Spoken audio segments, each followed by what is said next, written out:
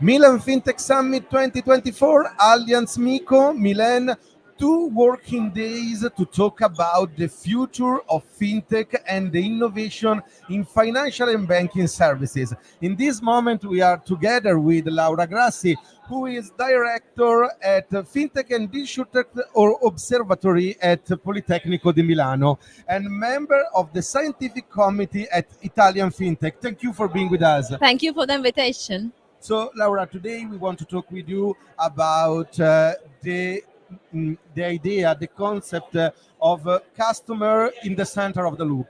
Yeah. So we need to put people in the digitization in the center and think about them and the personalization of the services, thinking about them. But what is changing now in this sense and how this could be an enabler to evolve the fintech industry? Yeah, so thank you for this question. Let me start from what's currently happening all over the world, staying with the mature economy. So what's happening is that banks are closing their branches. Most of their branches is closed. We have the data about that, so you can imagine what's happening. But and what they are doing is translating the relation in digital, online, which is, let's say, by definition, a very good idea for them. But the problem is that they miss the relation. When we had branches, there was the head of the branch being in charge of communication, knowing people, knowing customers. And if you just translate it into digital, first consumers feel like alone. They have no idea about who's the reference point, where to call, who to call. I mean, they have no clue with that. And also the relation is lost. So what happens is that digital first, I'm a fan of digital first, but at the same time, being digital does not mean miss the relation. There is a need of human also in the digital process. Yeah, need of human taking care of consumers on one side, having them like feeling that there is someone for them, which then can be via video, via digital, or with an avatar. I don't care about that, right? But still there is someone. And at the same time, there is a manager thinking about how to manage the relation in the digital world, which is something completely different than in a, let's say, physical world. This is a sort of important question about how to put the human in a digital process, not?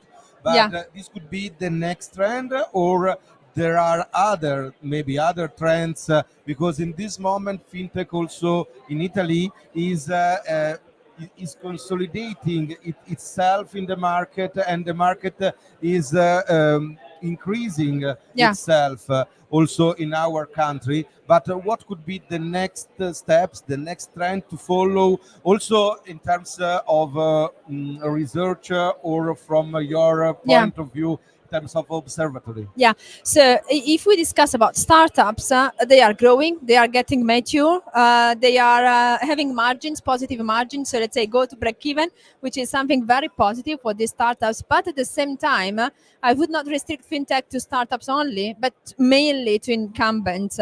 With the huge margins they are having in these last, let's say, 2 years, they need to invest in digital, in innovation, in transformations. Otherwise, they will be out. Not because of fintech startups, which were some years ago like the tricky point of the story, but because of digital companies, big tech first. So, I mean, mature market, yes, for startups, not yet mature for incumbents, which means that they need to think about investing.